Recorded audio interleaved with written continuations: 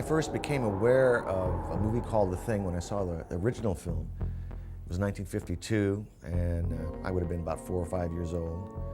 I think I saw it in a re-release. It was one of those films where, as you watched it, it was so frightening that my popcorn flew out of my hands. In other words, when they went up to the doorway and they had this a Geiger counter, they opened the door and he's right there, I went nuts. I went crazy.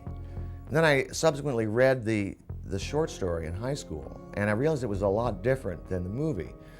What they'd done in the first film was kind of make the James Arness monster more like a Frankenstein creature. And yes, he could, he was a kind of a vegetable that could reproduce various life forms, but he wasn't the imitator, the creature that could imitate any life form from the original story. The John W. Campbell story, Who Goes There, was basically an Agatha Christie kind of 10 Little Indians. You know, this creature is in your midst, and he's imitating either one or all of us, who's human and who isn't. And that kind of an idea really fascinated me. So we went, in that sense, back to that idea with Bill Lancaster in the screenplay. John Carpenter was always our first choice. Stuart had some relationship with him through school, through USC Film School, I believe. I knew John's work, I did not know him. And so we had a meeting with him, and he immediately said, yes, yes, yes. And as soon as we had finished Escape from New York and it was being released, I started to work on The Thing. And we started writing from scratch. Basically, Bill Lancaster wrote an original screenplay and started all over again. There were several drafts of, Toby Hooper had done, I can't remember his name now, his partner had done a draft, and there had been some short story treatments by various people. But we started over, and the studio liked what we were doing and approved it, and off we went. I was reminiscing the other day, it was the longest prep that I've had on a movie, and I haven't had one as long since. It was from the time I started going in an office to the time the movie was released, was over a year. And the business has changed so much now that they'll only give you, they try to shorten your time on either end. They try to make you do it really quickly. That was one of the luxuries of The Thing, was to have that much time to work on it.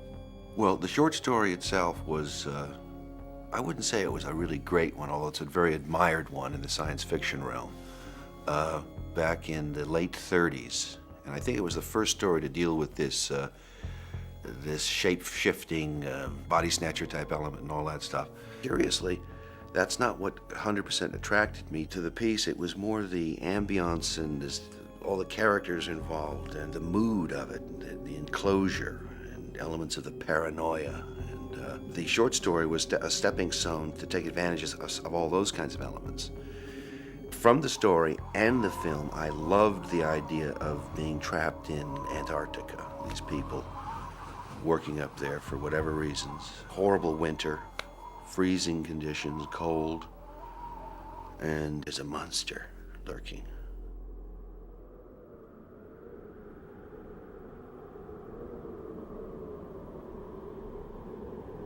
Trying to talk about how to approach making a movie is difficult. Each one has its own personality. What basically you start with is an idea for a director of photography. You want to begin meeting production designers. You want to begin the process of setting up how to make the movie. And one of the big keys to me in making The Thing was discovering John Lloyd. You see, I had come from low-budget filmmaking, and I had never really worked in a studio situation, and John came along with enormous enthusiasm and knowledge and a great eye. Well, essentially, I was working for Universal Studio at the time, and the script came across my desk, and I read it and said, my God, this is probably one of the best science fiction films I've ever read in my life. And then I heard about John Carpenter, and he was coming on the lot, and I heard about his reputation. And I made a connection with one of the production managers to talk to him and then arrange an interview. And I took my drawings and things up and talked to John and ended up getting the show. I met John, I'm not sure what year it was, but it was just before Halloween. It was for Halloween. Deborah Hill introduced us, and John decided that, you know, we would probably make a good team, and so we worked on Halloween. And that, I guess, was such a good experience for both of us that we began a series, you know, and I worked on The Fog and Escape from New York, and then subsequently The Thing. And so I guess we went through a sort of that formative period together. You know, the work I did with John and the pictures we did together, I think was at that period some very challenging ones for me, and also a lot of fun because they allowed us to sort of experiment and work on, you know, visual style. Basically, it's a process of lining up the people to do the movie. And one of the crucial decisions we had to make was on the special effects and whether or not to hire, what kind of an effects person to go with and what kind of a concept to go with. And I chose Rob Bottin. I saw Halloween, and I instantly became a John Carpenter fan. He was, you know, that film is just amazing. It amazed me. And I had the fortune of working on a picture, which was a Roger Corman film, Rock and Roll High School. I met Dean Cundy. He did an amazing job on Halloween. I was also a big fan of him as a cinematographer and director of photography. And I begged him to introduce me to John Carpenter. You know, I said, I gotta work with this guy. So I went in and I met John, and he was shooting The Fog. And I said, you know what? Do you have any creepy kind of characters that, you know, are in this movie? I said, I'd love to play it. You know, you got anything like the guy with a mask in Halloween or whatever? He says, as a matter of fact, I do. You know, and actually just sort of burst in on this meeting, you know, and he's going, who's this guy? To Dean, right? And I'm like going, I'm your big fan, right? And, you know, I asked him this question, then he said, stand up. I thought he was going to say, and get out, right? You know, when I was hitting him up for this part, you know. And he looked at me a second. He goes, you got the job. Be there tomorrow. You know, you got to do this with the makeup, this. So I got to work with him, and I was very happy, and we had a good working relationship and really had a lot of similar interests and things. And he said, guess what? He goes, I'm going to do a movie called The Thing, you know. And I said, you kidding me? You're going to remake The Thing? And he said, yeah. He says, that's the idea. You know, and he says, I want you to make The Thing. Right. And I went, oh my God, this is fantastic, you know. And, you know, actually, after I did The Fog, I actually did a picture called The Howling. And it was such a big success for me. And I was about 20 years old when I did that. And I think I finished up the project when I was 21. And John saw the movie, you know, and he called me up one day and he said, you got to get in here. We're doing the movie now. You know, we're doing The Thing. You know, you got to get in here. He came in with a wild concept, which is that the thing can look like anything. It doesn't look like one monster. It looks like anything. And out of this changing shape, this imitation, comes all the creatures throughout the universe that the thing has ever imitated, and it uses these various forms. And Rob was very daring in his approach. I must say, even sometimes I was doubtful as to whether he'd pull it off. He goes, I got an idea.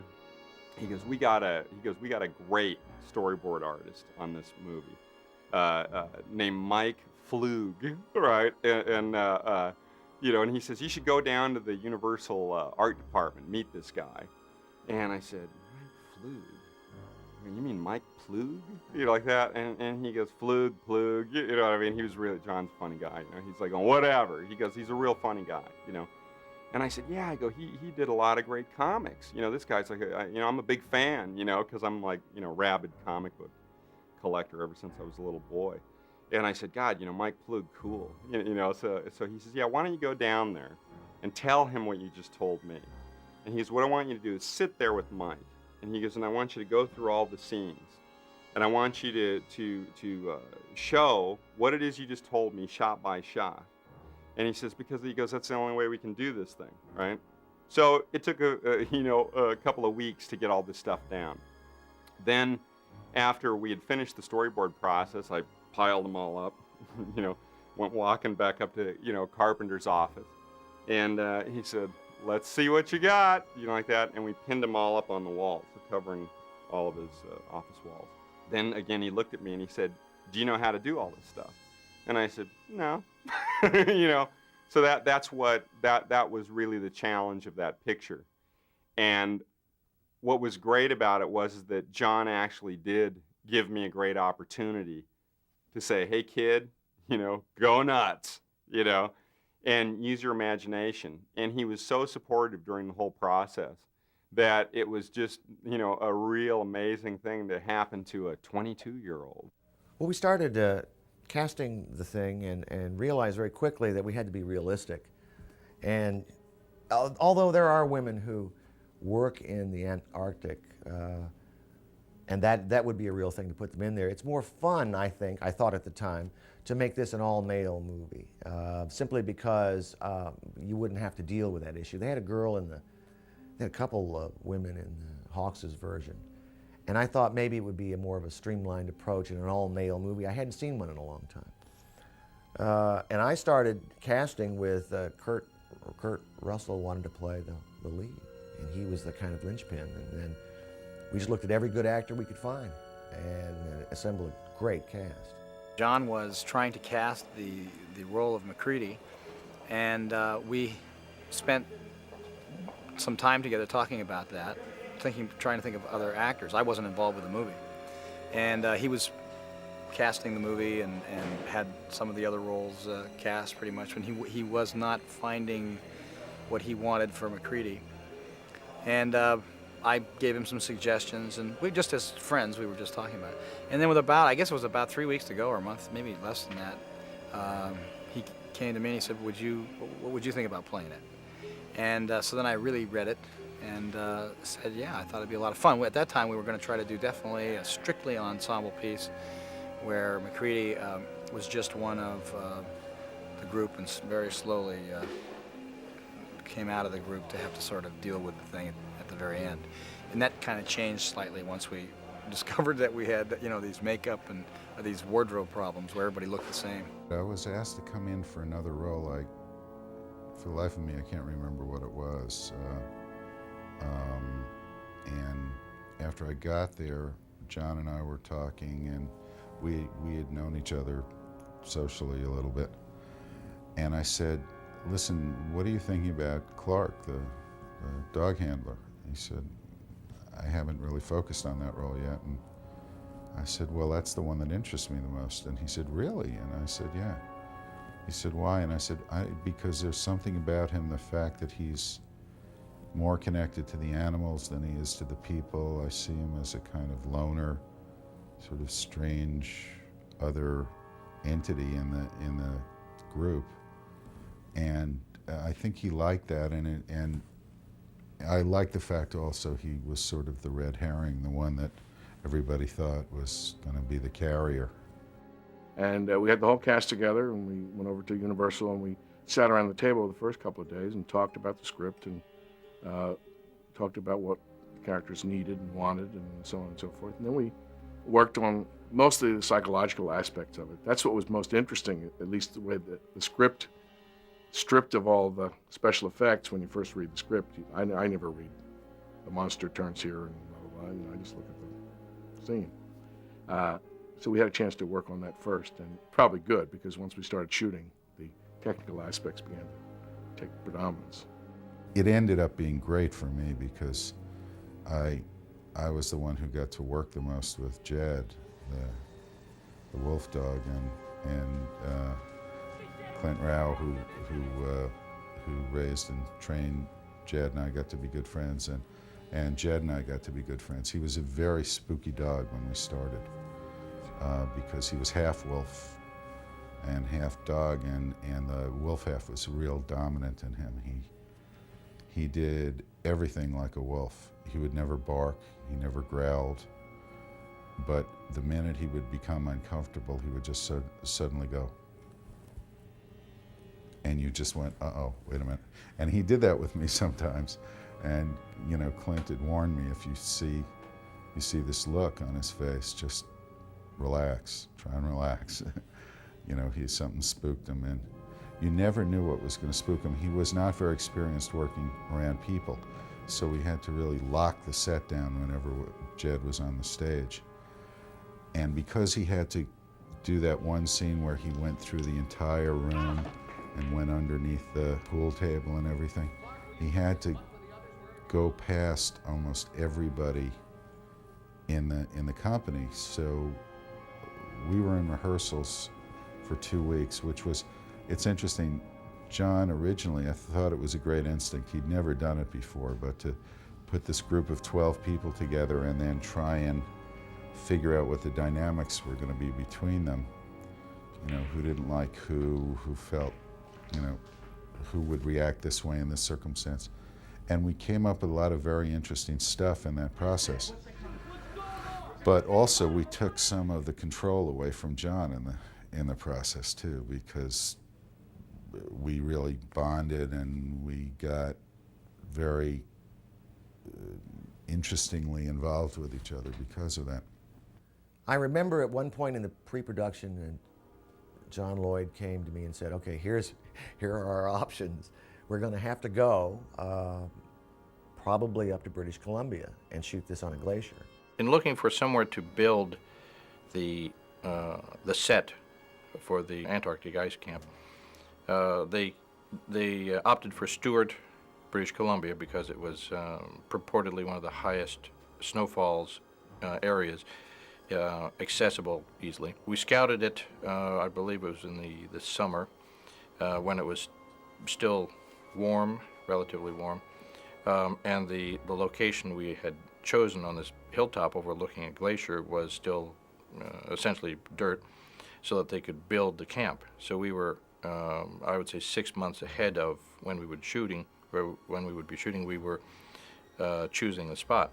It was a little knoll on top of a mountain that was accessible by a one-lane road that was also used by the mining company.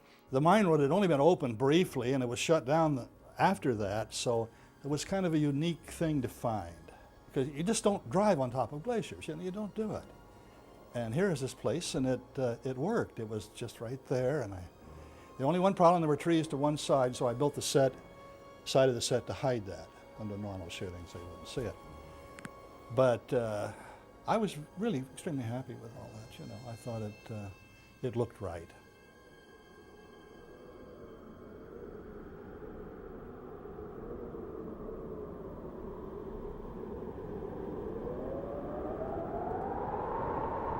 My responsibilities were the opening title sequence, which involved fabrication of the miniature spaceship, which was actually built by a person named Susan Turner.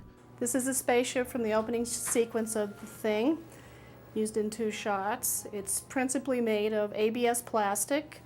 I made it out of that so we could help hold all the heat that would be generated by these 144 lights we have circulating. It has a lot of brass etched pieces, including the grill around the outside, the vents, the dome, the exhaust. I did that because I wanted maximum detail possible, which is not possible, in my opinion, with styrene. I like the brass. It's painted with many shades of gray. It's airbrush painted by hand, masking techniques. There's also a light in the dome, which is made of hammered brass. It was actually flat when it was etched, and it was hammered into shape in wood form. I wanted you to be able to see the lights at a continuous intensity through the grating, instead of little hot spots or what you usually would get with a grain of wheat light. And there's infinite values of intensity and speed on this too. So when we got in and saw what speed we needed to have it go at to give the right effect, we would have the option of making the lights go faster or slower, or be brighter or duller.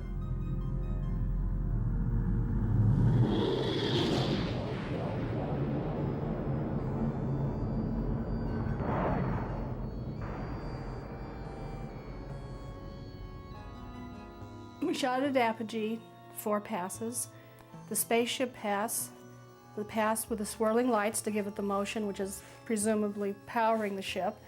There's another pass with a little light on the top in the dome, where presumably the creature is steering the ship. And we also shot a matte pass. The actual title itself, when I did the effect for the title, what I used when the title comes, you know, the spaceship flies by and then the title comes and burns on, the way that that was done, we had like a fish tank that was about, I don't know, 4 feet wide by 2 feet high. And I put smoke in the fish tank, and then on the back of the fish tank I put the title, The Thing. I drew it on an animation cell. Behind that I had a piece of garbage bag plastic, which I stretched over a frame. And behind that I had a light, which was pointed up through the letters. And when I photographed it, I hit the garbage bag plastic with little flame, you know, like a match. I would just light it around the garbage bag plastic, and then the garbage bag plastic would open up and let the light come through the letters, and that's how the letters look like they form and, you know, and burn on with the rays and everything. It was actually a very simple process to do, and looked pretty good, although we went through a lot of takes. One take actually opened up forming the letters NG. I delivered the spaceship to Universal, to Al Whitlock's shop, and that's what they used to paint from. I worked with Albert Whitlock for the first and only time I've worked with him. I've been a great fan of his work, and he's a man of unique talent. He does amazing things with paint and brush. And he did for us. He created this giant flying saucer in the middle of the snow at a scale we couldn't do. And he solved some lighting problems for us, because painting a snowscape with the correct light on it is not as easy as you might think. We had to do a lot of work on that. But I'm extremely proud of what he did, and it worked out great.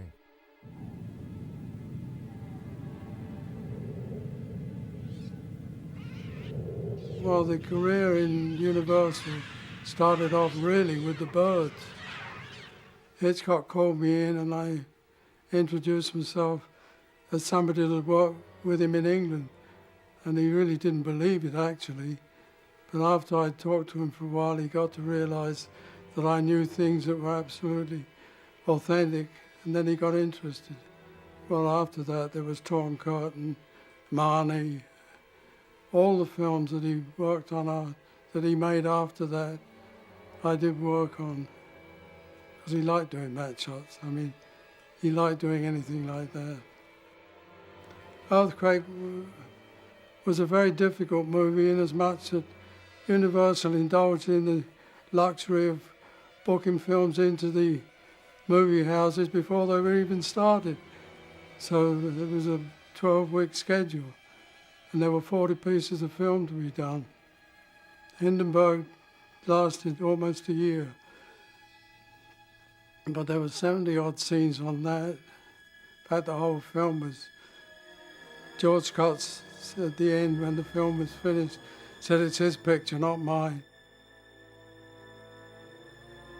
Well, Albert Whitlock, I had met on the Hindenburg, because I had been kind of liaison with Albert on the Hindenburg, and I knew Albert very well, got along with him very well, and really was, I think, one of the shining periods of my career that I got to watch Albert at work and watch him do all his magic. All of the matte paintings had an appropriate storyboard, so you knew generally what you were supposed to see. Very often we had an element that would be a live action element that was shot for a component of the matte painting, and that would just be cut in for the appropriate length, and then you would just wait until Albert delivered his work, and then you just cut in his little masterpiece and away you went. And they dribbled in all the way through the making of the film. He would photograph, say, the bottom half of the frame out on the ice field, or the top half and part of it, whatever was important for that, and then take the film back to Hollywood not develop it. He would store it in the refrigerator, cutting off just a very small piece of it so that they could develop just that for testing and for lineup, and then painting a painting to match. So it was actually an interesting process for me to go through. I've worked with him subsequently a couple of times to look at really sort of one of the Hollywood masters and how he did his particular technique. Well, essentially what we did is we just built a portion of a spaceship. And we planted then Albert Whitlock created this larger spaceship out of it. But the big problem was getting the spaceship there. We had to hook it to a helicopter and drop it. And then we went to shoot the matte shots, and Albert wanted to wait till evening, you know, for us to get the magic hour. And we waited too long. And the helicopter came, was waiting, and we waited, and finally Albert says once more, and the guy said, "Now look, this is it, we're leaving." And so I remember we all had this heavy gear, and we tried to get in the helicopter, and I couldn't get the door shut. And so regardless of that, we took off. I mean, that was it. It was the end of the day. And then the guy gets partway toward the camp, and he said, "My God, I think I'm going to run out of fuel," you know. And then I say, "Well, if we run out of fuel, what will happen?" "Well, we'll just land." He said, "We'll spend the night." And I can imagine spending the night in this helicopter with 6 or 8 people, you know. It's, but we didn't. We finally made it back, and everybody was happy, except the pilot. He said we didn't realize, you know, really what kind of trouble we were in. But again, ignorance is bliss in most cases. That we had to find a piece of high ground on the back lot, because I didn't like working from a tower, unnecessary anyway, because the back lot at that time was very plain and very hilly. So we found a high spot and laid the sheets out and just placed the people in the appropriate position. The vital issue in making a match art work is having things standing in space. If it doesn't look as though what you're painting is actually in space, dimensionally in space, receding from you, which doesn't necessarily simply mean the dissipation of color and tone. That's simple. But still, to get the feeling that it's there standing in space, if you don't achieve that, you don't achieve anything. It just looks like a painting. Remains two-dimensional. That's the main thing you're aiming at. Clouds, of course, help you get that.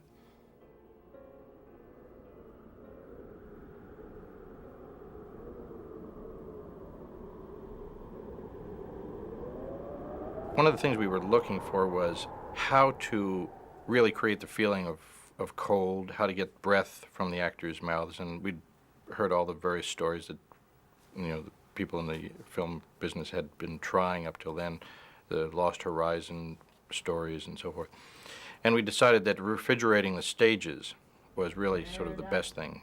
We found out that it doesn't have to be really cold as long as the humidity is up. So it was a very careful balancing act of humidifying the air, spraying water overhead to bring that and then bring the temperature down, which happened at one of the hottest summers in Los Angeles in a long time. So it was very strange for us to work in this very kind of cold environment and then step outside in our parkas in 102-degree heat to watch the tourists going by on the trams on the tour and have them wonder, why are these people wearing this clothing?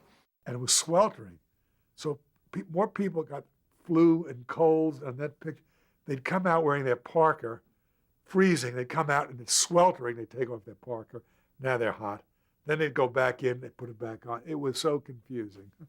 The thing that I remember the most was all of us, we got so tired of changing to go to lunch that we would just go to lunch in our complete wool outfits in this brutal heat and just, you know, and just kind of blow it off and go, well, it's going to be real hot getting over there, and then I'll get there and it'll be air conditioned and it won't be that terrible. I remember that, and I also remember for about 3 days or so, I showed up in the commissary every day with a big, ugly bullet hole in my forehead to eat lunch.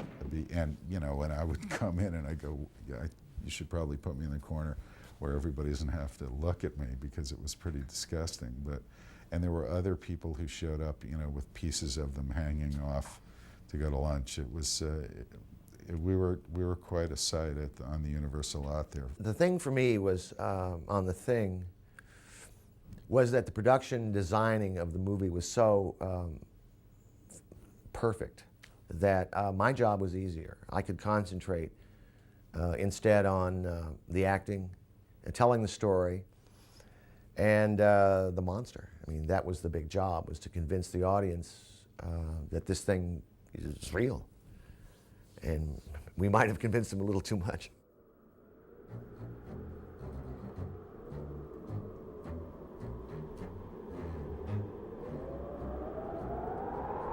Rob Bottin has a great sort of strange imagination, and of course his characters likewise, the creatures and so forth.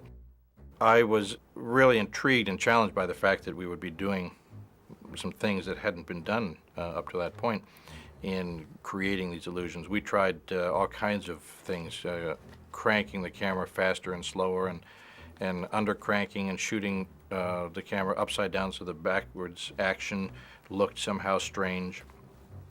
A lot of different sort of photographic techniques. One of the tricks with working with rubber, whether it's a mask or a makeup appliance, or whether it's a completely fabricated creature, is lighting it carefully so that it looks real, so that there's you don't give away the tricks, the little seams and the paint and the wires and all of the things that are necessary to make it work. And Rob was always very sensitive about his creatures. There was, whether there was too much light on them. We always sort of joked that if it was up to Rob, he would build the creatures, to be incredibly interesting and imaginative, and then not put any light on them because he was afraid of showing them. So it was always a case of Rob wanting less light. So we developed techniques of little tiny spots of light and shadows, and all, so that you never really looked blatantly at a rubber creature. I went to visit Rob on the set. He wanted me to help shoot some tests that he was doing of his vibrating dog, and I think when I got there, there were so many 5-gallon pails of KY jelly all over the place that it's like my impression of the film was, gee, I never knew that you could like buy KY jelly in 5-gallon pails and have so many of them, in any one place. They used so much of it, I believe, on all of his creatures. That's kind of what I think of when I think of working on the film. And you'd walk into their model room and you'd see what they were going to eventually come up with, because they would model them in clay, I guess, before they started the work on making you. And it was incredible to see. And I must confess, I think I spent about 10 days with them, all told. They molded my face in a lot of different expressions. They molded my hands, my legs, my torso. They even took photographs of my chest without a shirt on, and they assigned one person to make the hair pattern match. And it was so good that the day we shot the sequence of my chest exploding, I was inside the examining table that my body was supposed to be lying on, so that my head was out. It was really my head, my neck, my shoulders, and my arms, and everything else was the model. And Richard Dysart is an old pal of mine who played the doctor, the medical doctor, came in that morning, and I was already in the harness, and he said, "Put some clothes on that guy, for God's sake, it's disgusting." And he came running over, and it wasn't until he was right on top of me that he realized that was fake. It was so incredible. When I see the picture, I know what my chest hair pattern looks like from looking at myself in the mirror for 50 years. I'm shocked at how accurate it is. And actually, it was very funny because it was a one-take situation. We had to make him up and blend this whole body off that had this interior mechanism that would rip open, right? And what happened was, of course, take one goes awry. After, 10 hours of makeup, right? And Charlie's sitting inside this box and is working on him and stuff. The cameras are all set, tweaking the lighting, getting it all set up, putting little beads of sweat on him and fixing his hair, making sure the rubber doesn't look too shiny and all this stuff. John says, action, right? The thing rips open, and I wanted to have like a lot of saliva flying all over the place. And unfortunately what happened was it looked like a fountain in Las Vegas. It came out and it just looked like there should be showgirls dancing out of his stomach and stuff. And John goes, cut! Thank you very much, Mr. Bottin. Like that. He goes, what happened? He goes, that was horrible. Like that. He goes, it looked like a fountain in Las Vegas, right? And Charlie's going like, wait a minute, do we got to do this all over again? I look at him and I go, yeah, Charlie, really sorry. And John goes, wait a minute, what do you mean? And I go, well, the stomach ripped open. We got to, take this all apart and put a whole new one on. And John goes, we got to do this tonight. And I'm going like, oh my God, So on the thing, take 2 meant hours, right? So we had to, clean Charlie up, take him out, put a whole new skin on this thing and come back and do it again. And the second time we got it, when it ripped open, but that wasn't the end of it. And it was about 6:30 or 7 by the time we got the second shot. I spent the entire day strapped in this harness. Took my back a week or 2 to recover, but everyone was pleasant. In fact, the worst part of it was every 2 seconds somebody would come by and say, you all right, Charlie? You all right, Charlie?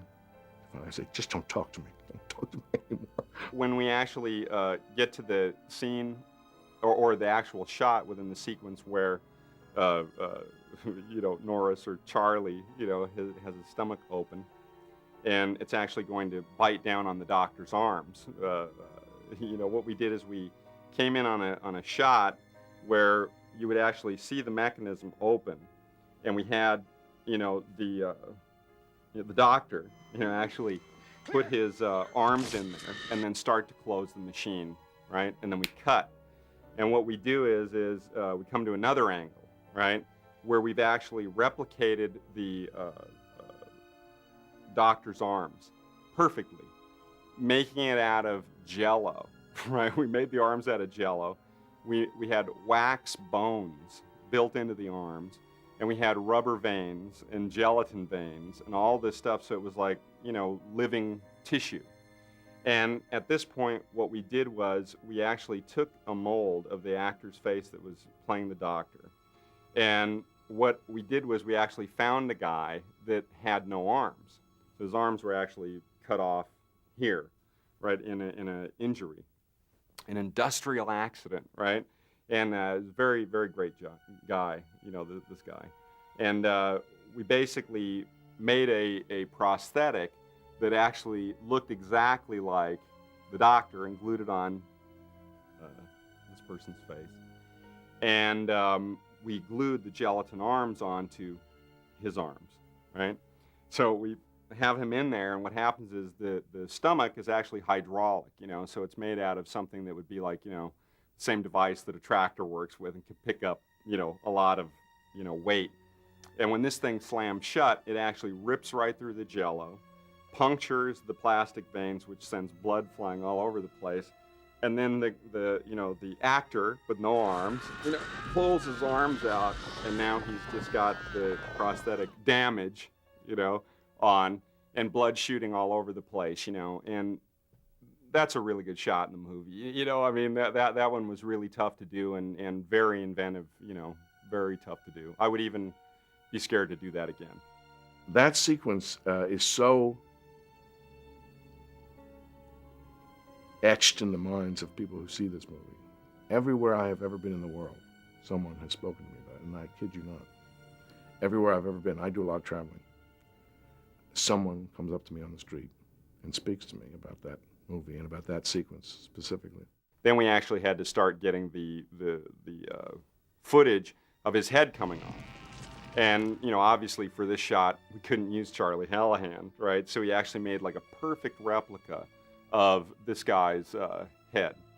And fully, animated it, with mechanical effects and whatnot, And in it had a hydraulic ram that would actually stretch the neck out and sever the rubber at exactly a perfect point. And again, this was only like, You could only do it in one take. All right, and when it stretches open and the skin rips, what I wanted to see inside was something that was very reminiscent of like what's in a comic book whenever you see goo stretching or whatever. It's like this really stringy stuff. So we really didn't know how to make that stuff, you know, and there was nothing that would sort of stretch that far. So what we did was we just started, you know, melting plastic and getting bubble gum, you know, and making this crazy concoction that I'm sure was like so toxic, you know, it couldn't be good for you, right? And what we did is right before the shot, you know, we had, you know, the whole replica of Hallahan's body, and we actually had this goo that we would pile in there really quick. And the whole time it's giving off fumes like paint thinner and lacquer thinner and all this kind of stuff. And again, we have effects guys buried in the little table underneath to operate the stuff, and then all these guys that have rehearsed the motion of the neck coming off and everything without doing the split. Camera set up, right, and everybody's going like, what's that smell, you know? And I'm going, oh, it's the stuff inside the neck, you know, just some nutty concoction we made that'll stretch, you know, bubble gum and whatnot, plastic melted down. They're going like, oh, it doesn't smell too good, you know? So I go, well, we better hurry up and shoot it, right? So the camera's set, everything's ready, and then Carpenter goes, wait a minute. Shouldn't there be fire, you know, like underneath the lens here? You know, and everybody goes, well, why? And he goes, well, because they're burning everything around them.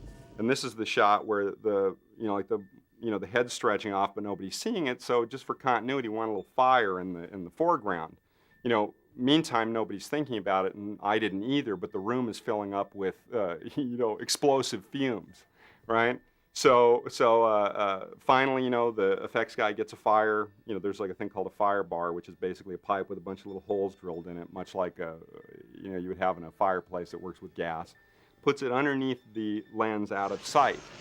And, you know, John says, okay, everybody set, ready to go? You know, I go, ready. All the guys ready? Everybody's ready, thumbs up. Hey, you in there, I'm knocking on the little, you know, box. You know, you guys, you ready in there? Ready. You know, like that. Okay, great. You know, so John says, roll camera. Right, so they roll camera. Right, and he goes, all right, light the fire bar. Guy turns on the gas. Psh, you know, stuff's coming out. And the guy's up there with a you know, like a lighter. You know, and he's and finally, it ignites, right? And the whole effect, the whole Hallahan, you know, replica body explodes, right? The whole room goes into this huge fireball with the whole crew sitting in it, right? Because this is a small set. And when the fire clears, everybody's sitting there like in a cartoon, you know, with their faces black, but, you know, nobody had black faces, but they were all going, you know, like this. And I'm staring down at the body, and I'm in shock because since it's a one-take deal only, I look down at it and I go, oh my God, it's on fire, right? It's on fire. And then John says, don't just stand there, put it out, you idiot. You know, like that. And then, you know, I was just so shocked that months of work preparing for this moment was just blown to bits in just a second. So we, you know, put it out with fire extinguishers and stuff like that. And then he just goes, oh my God. We had to set up, take a whole nother day to get back to this point and finally just accomplish the one shot where the head stretches and the neck severs. All of us had made a trip to the shop. I had to get this little thing done for my head and everything. We all made a trip over there. Some of them, like David and Charlie, had to have very complicated things done. So I didn't spend much time there, but when we were at the shop, Rob had already started sculpting a lot of the things, like he sculpted the fused bodies that we find in the Norwegian camp. And that was lying on the floor when I walked by the first time, and I just remember thinking, this is incredible art. This is amazing, grotesque art that he's created here. The same thing with the big fused dog thing. It was actually before they put all the hair and the slime and everything, and all that pink slime, all that drippy stuff, and the pieces of king crab claws or whatever the hell he used for that. Before he put all that stuff on it, it was an amazing piece of sculpture. Just beautiful. I mean, grotesque, horrible, but also very beautiful. So what I did was I was so, you know, wanting this stuff to come out so great, I actually lived at Universal for a year and 5 weeks without taking a day off. I worked, you know, 7 days a week, never took a day off, you know. And I was there night and day. Night and day, I'd sleep on the sets. A carpenter would come in. Where's Rob? And they go, oh, he's in the locker room, or he's in the lab, And then he'd wake me up. Hey, we got to shoot this thing or whatever. And I ended up, working so hard that I ended up in the hospital at the end of the show. John looked at me and he said, "You don't look well." He goes, "Somebody take this guy to the hospital," right? But since then, I've wised up, and it's I don't do that anymore. When it comes to the creature effects on The Thing, this is Rob Bottin's movie. I mean, and there was no loss for incredible effects. It was a pretty hungry movie when it gets down to that aspect of it. We came in actually with Rob's request because it was an overload period where I think he had some 7 million creature effects going on, and talked to me about possibly picking up one of the effects as some of the overload, which happened to be the dog thing at the beginning of the movie. It was we were just getting heavily into this new element of puppetry and animatronics coming together at my studio.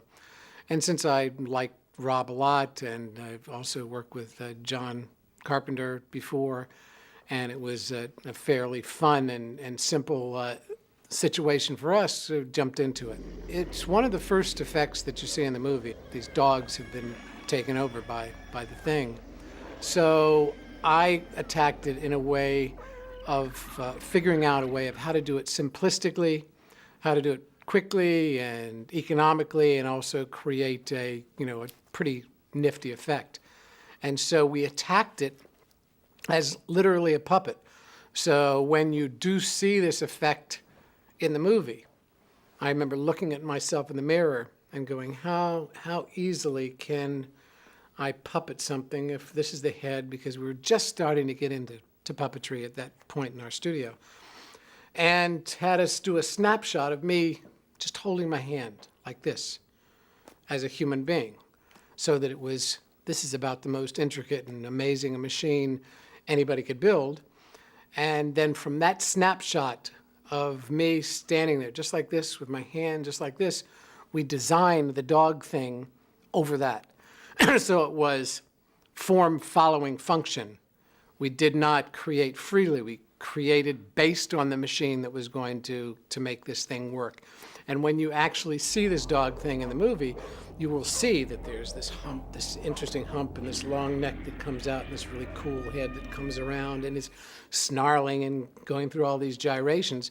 And it has all this wonderful organic movement, and it's basically because all that organic movement is the person inside it who is disguised by the design. So we came up with a concept, designed to that concept, and literally built a really cool hand puppet with an animatronic face. We literally came in to help out, to take a little bit of this overload, and to do a really fun character and a neat creature and a neat effect. But it wasn't for the credit, and it wasn't for the film. It wasn't my film.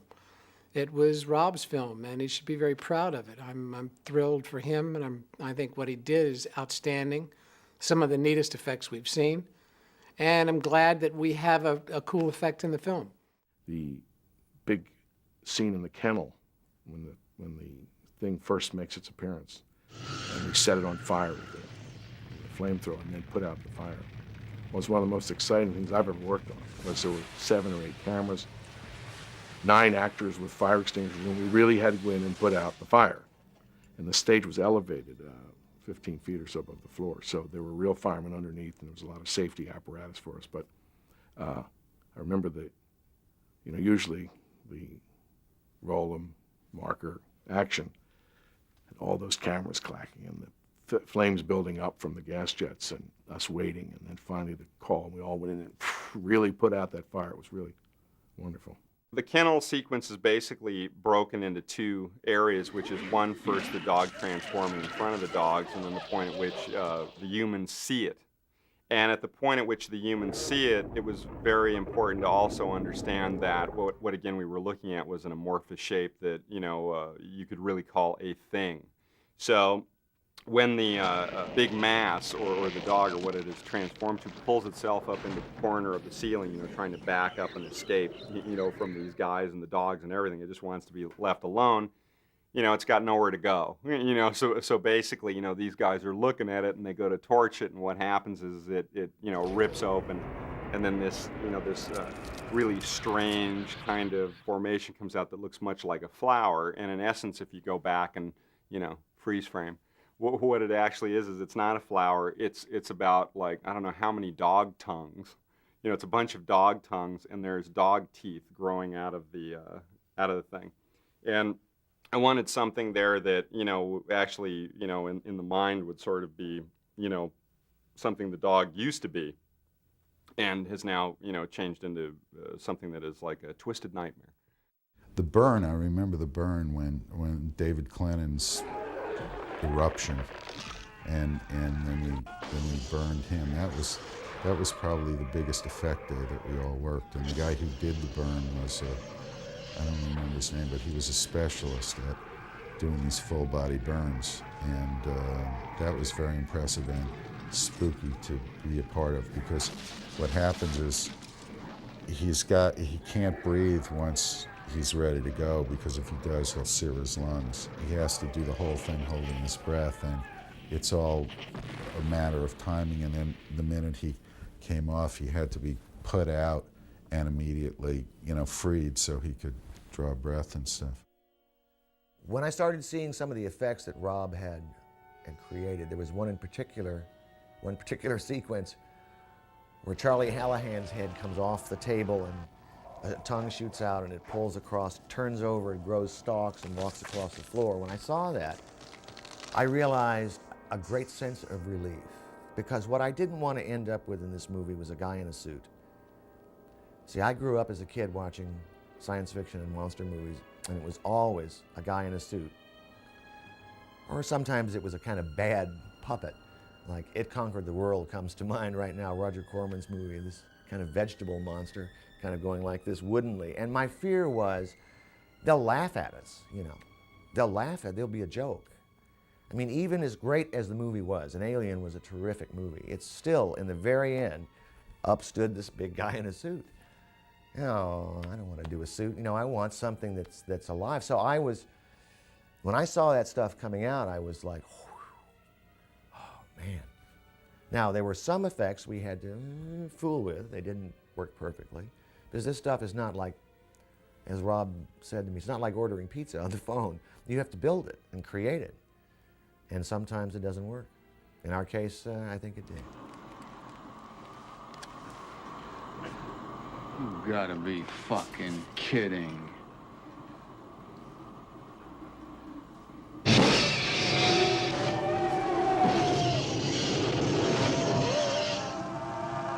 Rob Bottin did the special makeup effects, and Roy Arbogast did the set special effects, the explosions and so forth. But they worked together in one area, and that was in terms of certain construction for the thing, certain size that Rob couldn't handle. In other words, his little team could go so far. So they intermeshed at one point and began a collaboration to pull off that last creature coming up out of the floor and opening up. That was a huge monstrosity, and the size of it was amazing. So we had a lot of work to do. The first part, which was the pass where he actually has to run underneath the floorboards, that was done by Roy Arbogast. And what they did was they built actually like a train track underneath the floorboards. They put like a huge metal ball on it, and they actually dragged it with a huge cable mounted to a winch that actually was a high-speed winch. So they just flipped the thing, and then this ball would roll underneath and just break all the floorboards up, and that looked very impressive. Then what we see is the floor being ripped up, and now we see this image of Wilford Brimley rising up out of this hole, sort of stuck to a huge tentacle, with all these tentacles that are writhing off of it. His chest actually rips open. This dog starts to struggle out. And because we wanted to open up the scope of what we were seeing, we decided to use animation. And there's this guy, Randy Cook, who's brilliant at stop motion animation. I worked with Randy before, known him for quite a while, and asked him if he would actually do this, the wide shot, which would basically be the worm, the Blair monster, comes up through the floor, and now we're back really far, and we see, oh God, it's huge, and tentacles come flopping out on the deck, and then, we'll cut to a medium shot of the dog actually starting to rip through, Brimley's, chest, and then we'll come back to the wide shot and actually see the dog leap out and land on the floor right in front of Kurt. And so actually, Randy and his crew set to making a miniature version of the whole set, and it was absolutely beautiful, really wonderful. The miniatures for the sequence, it was inside a room that had a lot of oil cans and some other miniature pieces. I can't explain exactly, what it is. A guy named Jim Belahovic, and again Susan Turner, who built the spaceship for the beginning of the film. Randy Cook, the animator, asked me to make it on a 2.5 inch to a foot scale. So that seemed to be a good size for him to work with. So we made a rather large one, and of course it has to be very solid to do dimensional animation. You have to have a very solid base, so we made it very solid. We made it so a part broke away, so when the floor exploded, Randy could get right in there and work. And additionally, when we built it with no supports in the middle of the floor, so that they could have the creature come up at any point. We hadn't quite decided yet. And of course, we had icicles hanging from the top, which we used silicone for because they couldn't be moved either. With frame by frame shooting, you can't disturb anything. Everything has to stay exactly the same. I try to copy the live set exactly. I mean, it was rather difficult with the ice cave because it was just jagged cave. And so we had to measure each part out and make it exactly the right dimension so it would match. Well, I like to make it look absolutely, I know a lot of people like to take shortcuts, but I don't. I like to make it look exactly right because I think there's no substitution for having it be exactly right mathematically and visually. In the final picture, what happened was Carpenter had the sequence cut together and felt that at the end of the day, his eye could detect that there was, stop motion animation in the picture. And at this point in time, again, that, since this was done, many years ago, we actually didn't have the use of a computer, which would kind of, smooth out the animation a little bit. And so, John decided that, no, we're not going to use the animation in the picture, even though it was beautifully executed.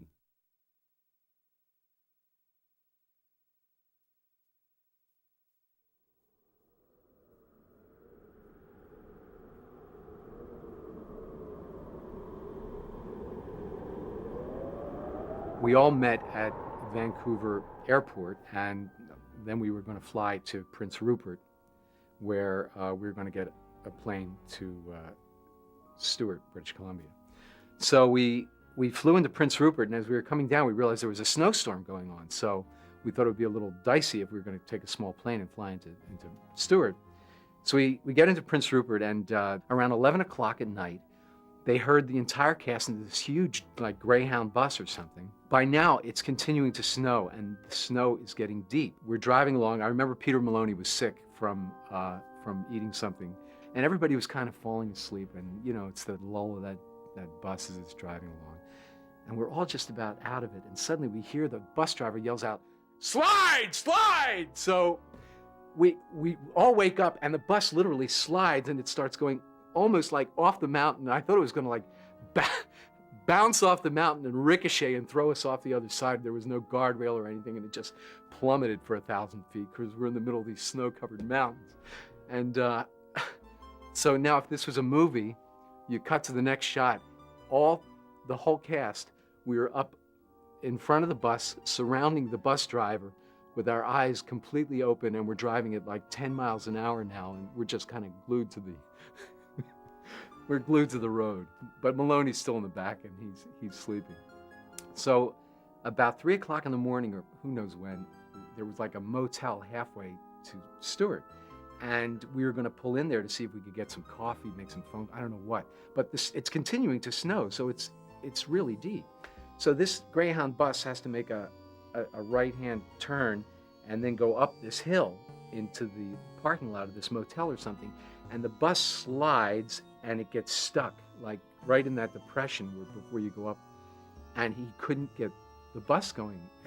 So like we're sitting there and I'm not sure, but I'll take credit. I said, why don't we all get out, lighten the bus, and we can actually push it on the ice or something.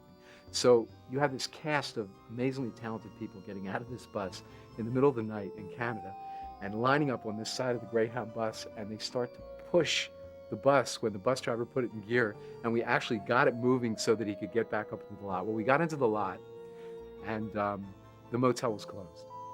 So we had to turn the bus around, and we got back on the road, and we drove for another 2 or 3 hours. We got into Stewart, British Columbia at 5 in the morning. Carpenter comes out into the middle of the street. He's like welcoming us. He's all bright-eyed and bushy-tailed. He slept and had coffee, and we're all like, we were a mess from being up all night. And he said, "Welcome to Stewart," and that was our arrival in Stewart, British Columbia. The conditions are almost unbelievable to imagine shooting a movie in. And somehow there's a part of me that wonders how we ever survived it. We had such problems, all the way down to the cameras. We had to leave them in the cold because we couldn't take them from the warm out into the cold, inside and outside, because the lenses would mist up. I mean, the whole approach was one of just trying to push this giant rock up a mountain. We had no comforts. And it was a dangerous spot. Make no mistake about it. We were in a very dangerous spot shooting this movie. And I think that some of the reality of that showed. I know the cast members bonded together and they really became their characters. They were really standing out in the snow dealing with the problem. There was a real camaraderie on the making of the film because these guys, the actors got into the business of being scientists working together, thrown together. I would imagine in the real world, a group of people in an isolated environment would have to pull together and be friendly. And we did lots of research. People who go up there for long stays, they'd bring cassettes and records and books, and they would get flown in like videos of Super Bowl games and baseball games. The actors tried to mimic that. They tried to copy that. There's been some great scenes where all 12 men are looking at each other and trying to figure out who's who. If you are my best friend or if you are about to thing out on me and kill me. But my favorite thing in this whole picture is to be able to be up here in a location like this and just be able to shoot up here. It's unbelievably fantastic. When the set was built and then it got snowed in as we had hoped, we were then going up a snowy, icy dirt road, one lane, with mining trucks coming down and radio contact back and forth. So the trip up each morning and back in the afternoon, in the evening, was sort of a long, tedious, and sometimes kind of scary trip. It was one of those things that paid off because, we were able to put the set in a location that we would not have been able to otherwise. We lived in the town of Stewart. It's one of the last ice-free ports, I believe. So they floated a I guess you'd call it a logging camp barge dormitory into the port, and that was the crew housing.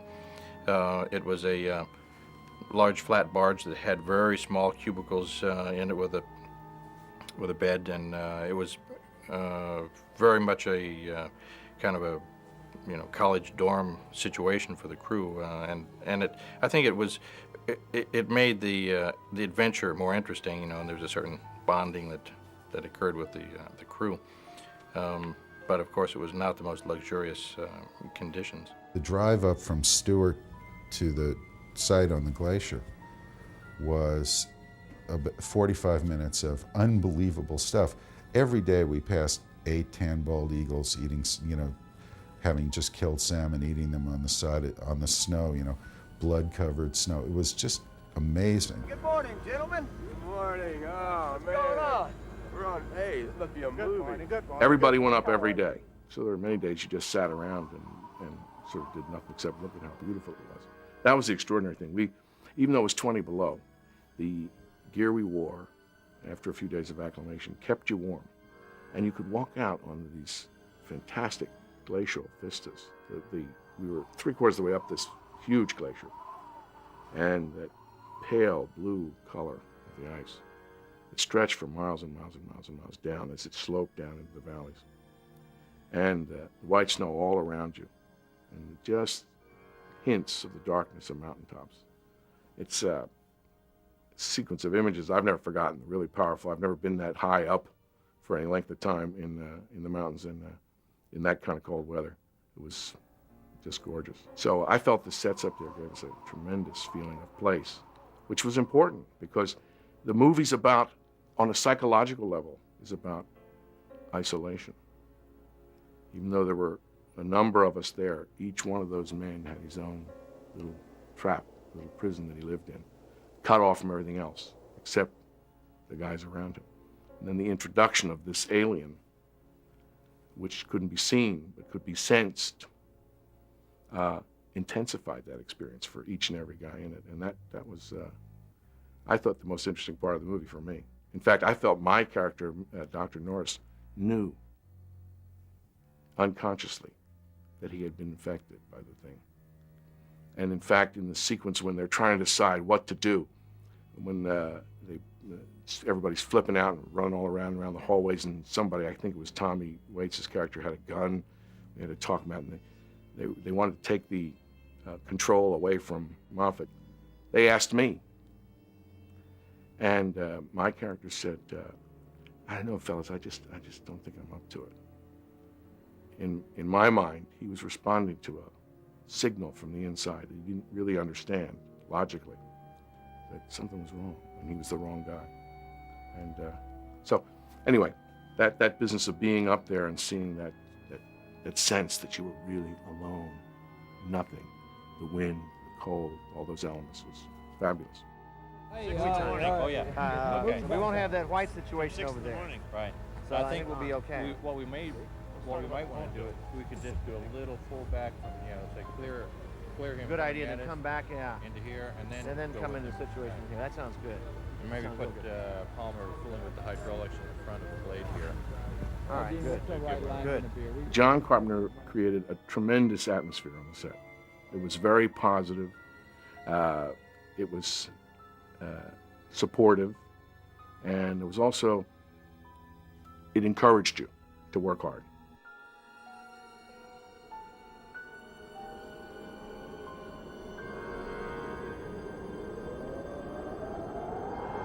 John is one of the few directors who can walk onto a set and be faced with a scene that may involve 5 or 6 people and some complicated blocking, and with no preparation, work with the actors and arrive at a blocking that they're comfortable with and not one that he dictates to them, and then decide on the spot what the most effective coverage for that scene is going to be.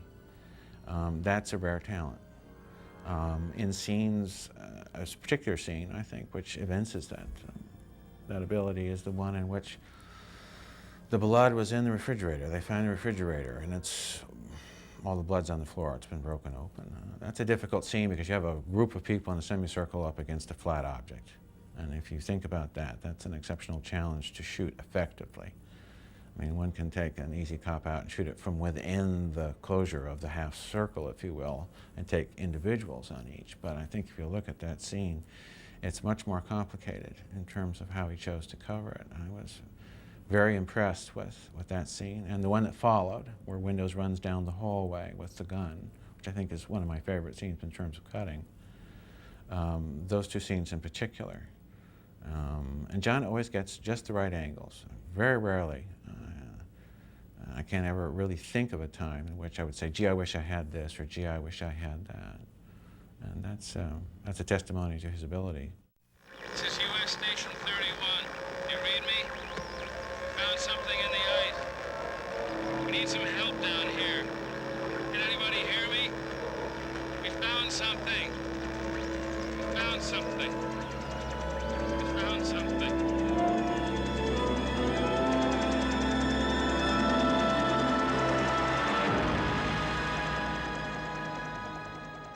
The reviews were mixed, I think, with the audience, and there was an alternate ending to the film that was shot. I had spoken to John about this.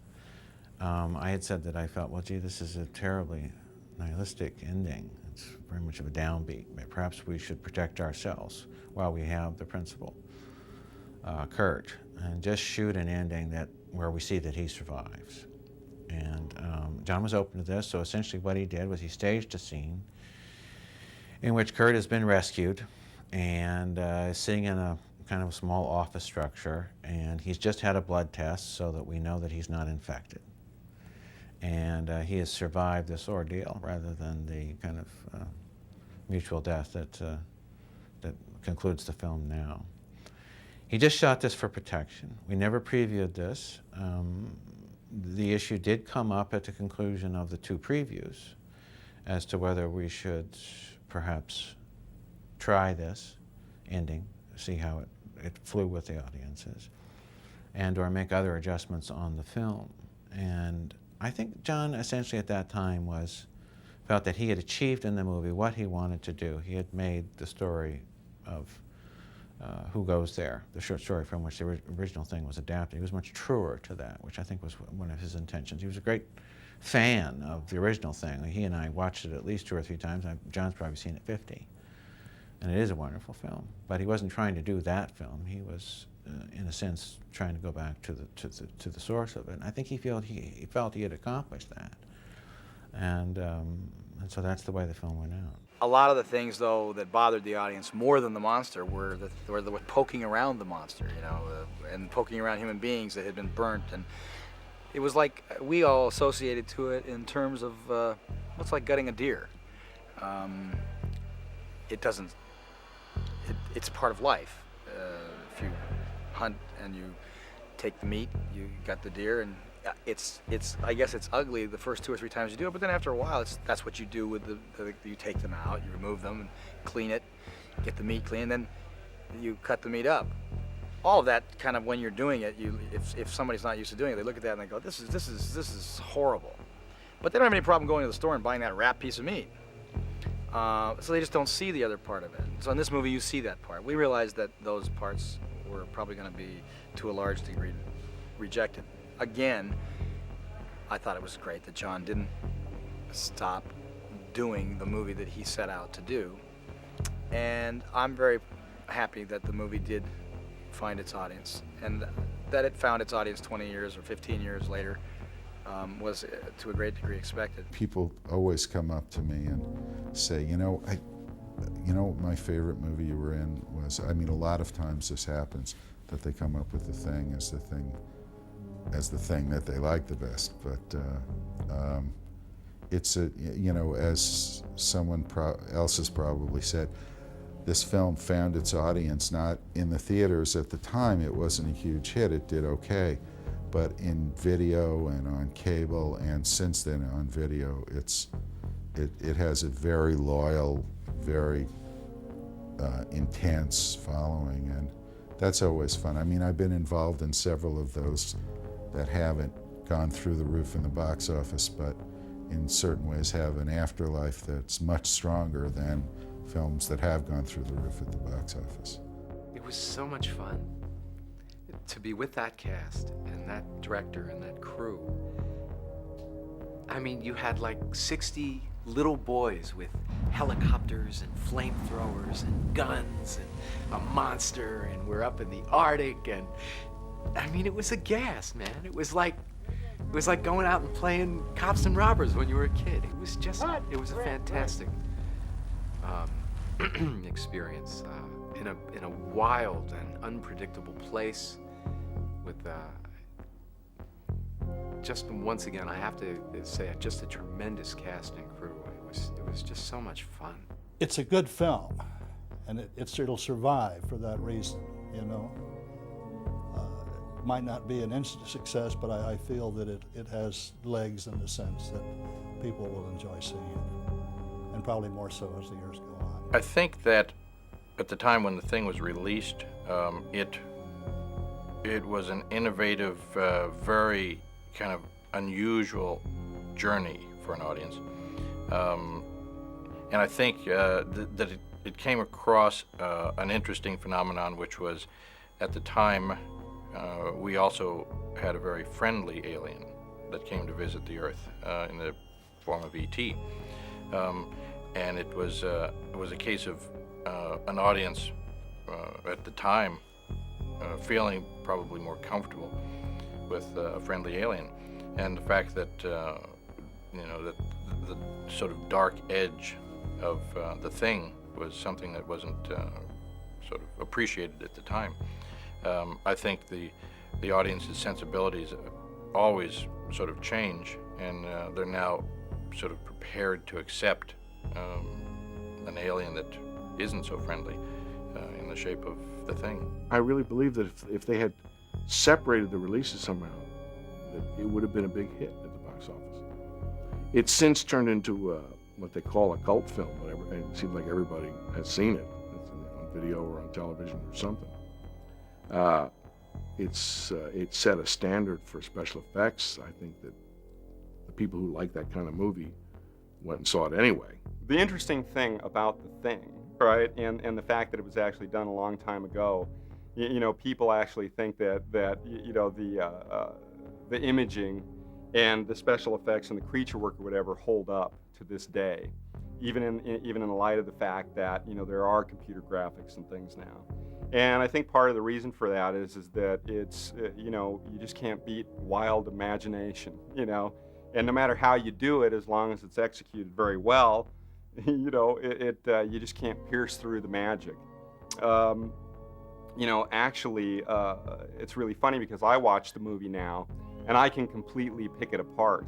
I can actually look at it and go, I do that differently now. I could do that better, But the fun thing is that everybody that, like I run into on the street or in the movie business or whatever, they always say, do you realize that, your monster creation in The Thing was a life-changing monster? And I go, what does that mean? And like I even have, kids that actually grew up watching it on video. And they say, yeah, it was just so crazy. And it just sort of made us realize that, you could do anything in the movies. So it's fun to have, that, part in history as, having made something that was so wildly imaginative that it's actually, caused others to, come up with greater dreams. There are some movies that you do. I've done more, I guess, than my fair share of them.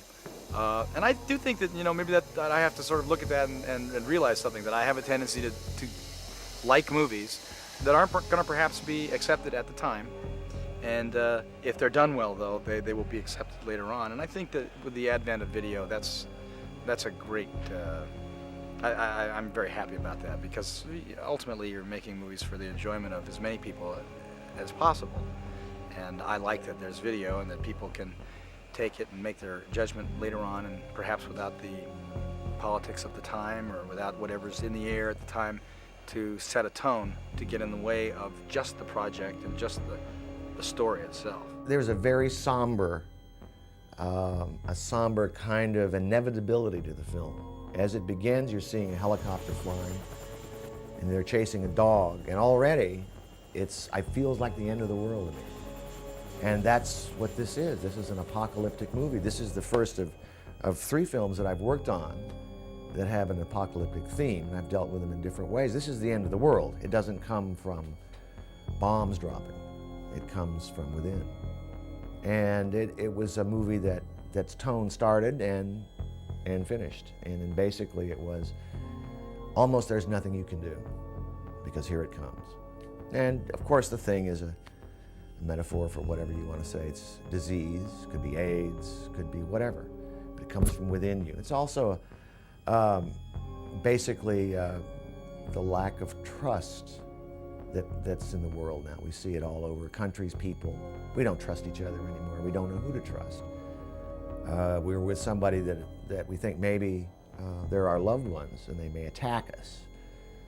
And that's what The Thing is. It has a lot of truth in it, kind of dressed up as a monster movie.